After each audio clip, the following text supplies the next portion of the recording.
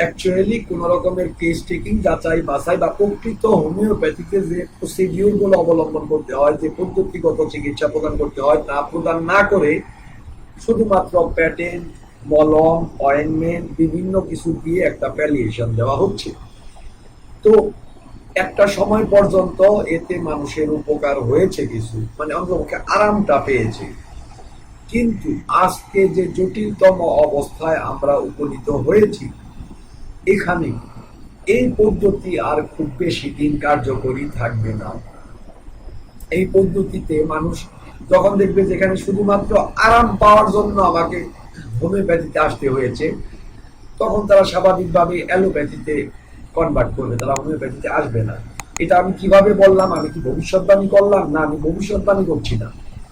আমেরিকাতে একটা সময় এই ঘটনাটি ঘটেছিল। একটা সময় আমেরিকাতে অত্যন্ত রমরমা ছিল হোমিওপ্যাথি। হোমিওপ্যাথি এস্টাবলিশ চিকিৎসা ব্যবস্থা ছিল, এবং এরপর যখন এই পদ্ধতিগুলো অবলম্বন করা শুরু হলো, আস্তে আস্তে অ্যালোপ্যাথির দিকে ঝুঁকে গিয়েছিল। অনেকগুলো কারণ ছিল, তার মধ্যে এটা একটা।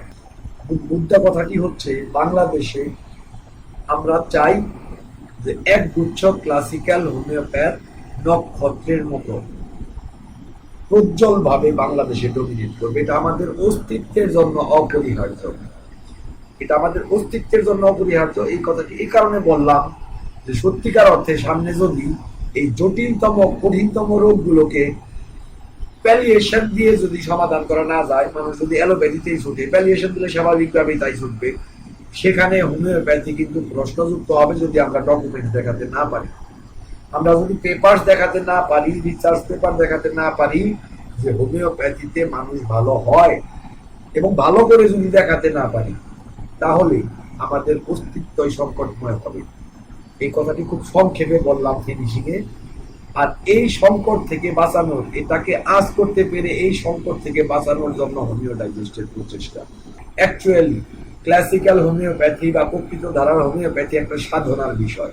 অভিজ্ঞতা লাগে, বিভিন্ন ধরনের চিকিৎসা ক্ষেত্রে বিভিন্ন প্রতিবন্ধকতা এবং তার সমাধান করতে করতে একজন মানুষ এক্সপিরিয়েন্স লাভ করে, সত্যিকারের ক্লাসিক্যাল হোমিওপ্যাথ হয়।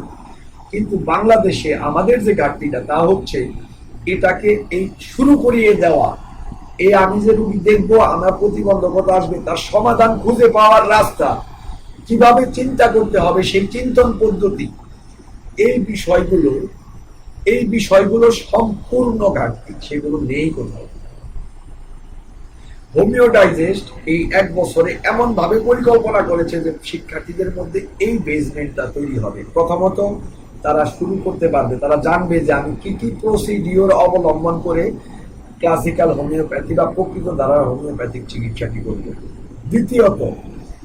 দ্বিতীয়ত হচ্ছে এরপর আমার কি ধরনের সমস্যা সৃষ্টি হতে পারে, সেগুলোকে আমি কিভাবে ডিফাইন করব, কিভাবে এক্সপ্লেন করব, কিভাবে এক্সপ্লোর করব, এবং কিভাবে তার সমাধান আমাকে কোথায় খুঁজতে হবে, কিভাবে খুঁজতে হবে, কোনটা সঠিক পথ, কোনটা ভুল পথ হবে। হোমিওডাইজেস্টের স্টুডেন্টরা এরপর নিজেরা সেই অনুসন্ধান কাজটি করতে পারবে। আত্মসন্তুষ্টিতে ভোগা একজন চিকিৎসক, কিন্তু তার কাছে মানুষ ভালো হয়, এরকম চিকিৎসক হিসেবে নিজেকে গড়ে তুলতে তাদেরকে আমি আহ্বান করব, আমার সাথে আসুন, একসাথে আমরা করছি। তো সবাইকে ধন্যবাদ আমাদের সাথে থাকার জন্য। আগামীতে আবার কোন একটা প্রোগ্রামে সবার সাথে দেখা হবে। ততক্ষণ পর্যন্ত সবাই সুস্থ থাকবেন, ভালো থাকবেন, সেই প্রত্যাশা করে প্রোগ্রামটি এখানেই সমাপ্ত করছি। ধন্যবাদ সবাইকে।